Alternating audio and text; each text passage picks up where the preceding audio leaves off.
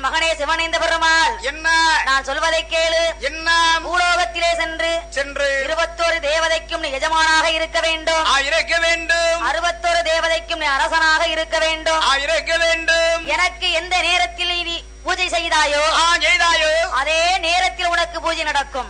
நடக்கும். அணையாது பச்சரிசி ஆரூரியா இழந்தே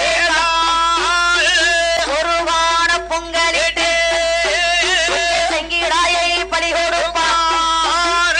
வணந்த பெருமாளுக்கு அக்கவராம் அளிக்குமாறும் அதிக வரான் தான் கொடுத்தார். பார்த்தார் சிவனடைந்த பெருமாள்.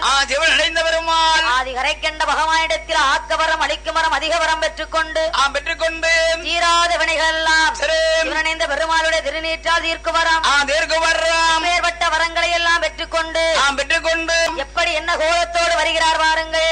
என்ன கோலத்துடன் வருகின்றார். காவி நல்ல உடை அணிந்து ராஜமாலை ஆடிசேடு முடியோடு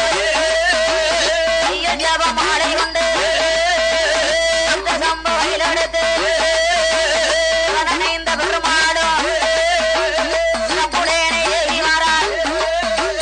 இங்க எங்க வரானா எங்கள் செந்தட்டி ஐயனுடைய வாசலிலே வந்து செந்தட்டி ஐயனுக்கு வலதுபுறத்தில் அதாவது கிழக்கு முகமாக நிலையத்தை வாங்கிக் கொண்டு அதாவது கொடை கொடுத்த மக்களையும் அவரை நம்பி வந்த மக்களையும் அவரை வணங்கி வந்த மக்களையும் மற்றுமுள்ள சமுதாயத்தையும் உள்ளும் முறிந்திடாமல் முடித்தபு வாடிடாமல் எங்கள் சிவனடைந்த பெருமாள் மக்களை எல்லாம் வேலி கட்டி காத்து வருகின்றார்.